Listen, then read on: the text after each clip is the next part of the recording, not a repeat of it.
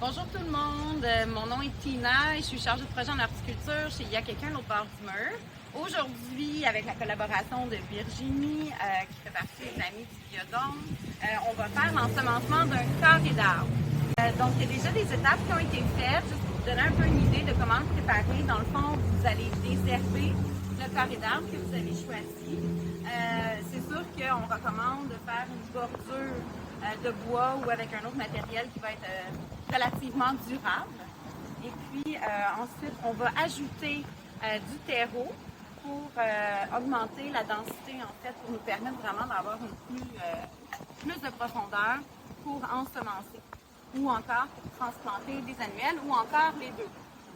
Vous allez vraiment venir niveler au mieux que vous pouvez. Lorsqu'on nivelle, on peut le faire avec les mains, on peut le faire avec un petit râteau, c'est vraiment à vous de voir de ce que vous avez à la maison. Et puis c'est important ici, voyez-vous, de toujours garder le collet de l'arbre dégagé. Donc le collet de l'arbre, c'est quoi? C'est la jonction entre le tronc et les racines.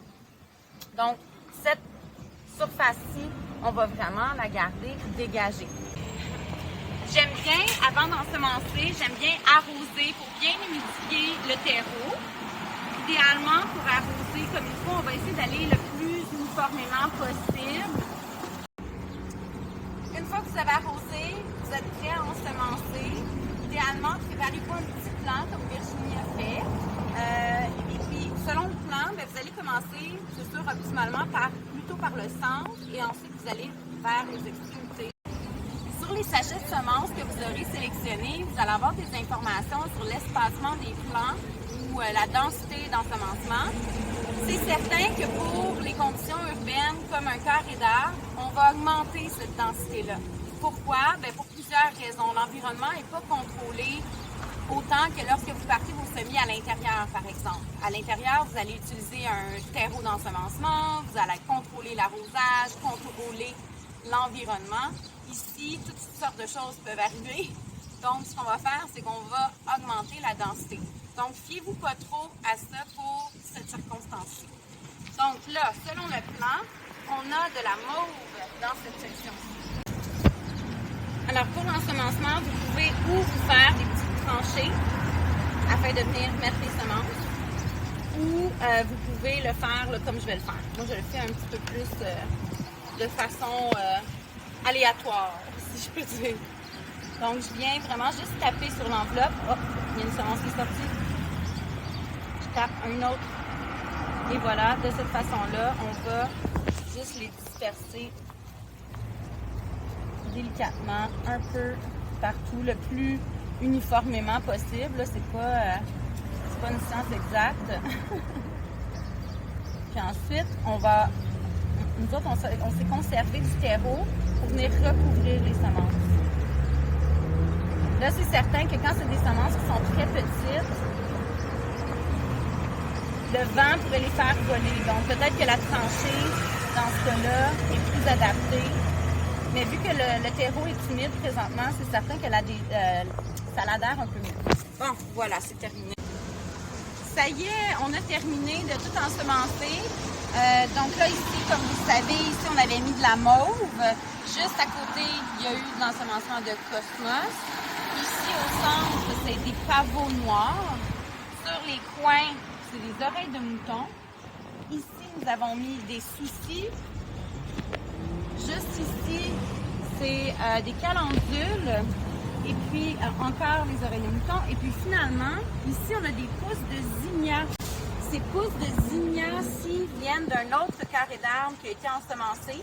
Et puisque beaucoup de semences ont germé, on en a récupéré quelques-unes pour venir les transplanter ici, dans ce carré-là, afin de permettre aux autres de bien pousser, bien s'étaler. Comment vous faites? Quand ça va commencer à pousser votre carré d'arbre, dans le fond, ce que vous pouvez faire, c'est que vous allez venir éclaircir ou encore venir récupérer quelques plants, justement. Donc, vous venez juste le lever comme ça. On va prendre la plantule toujours avec le feuillage, puis on va toujours protéger les racines. Puis on va aller la transplanter ailleurs pour mieux aménager le carré et permettre à chaque petite plantule de bien croître, avoir suffisamment suffisamment d'espace pour sa croissance. Donc voilà, puis quand vous transplantez comme ça, là, vous repiquez, on vient bien taper le terreau autour pour éviter qu'il y ait des bulles d'air entre les racines et le terreau. Comme ça, la plante, c'est plus facile pour elle de se nourrir en eau. Voilà. Finalement, on est rendu à l'arrosage final. Encore une fois, lorsque vous allez arroser, on va essayer d'arroser le plus uniformément possible. Avec un arrosoir à main, c'est pas nécessairement le plus évident. Si vous prenez un boyau d'arrosage, utilisez toujours un jet qui est doux. Parce que plus le jet va être fort, plus il va faire bouger le terreau. Puis on veut vraiment éviter que les semences là, se ramassent dans un seul endroit. Donc, c'est pour ça qu'on va arroser uniformément. Ensuite, dans les jours qui vont suivre, c'est certain, venez vérifier à chaque jour, idéalement, là, ou aux 2 jours, venez vérifier l'état du terreau. Dès qu'il est sec, il faut vraiment arroser. Même, en fait, il faut arroser avant que ce soit sec. C'est primordial de ne pas laisser sécher un terreau qu'on vient d'ensemencer. Pourquoi? Parce que si la semence commence à lever et que c'est sec, qu'elle manque d'eau, ben la plantule va mourir, c'est presque assuré. Par contre, si vous conservez une certaine humidité, vous allez vraiment assurer un maximum de levée des semences.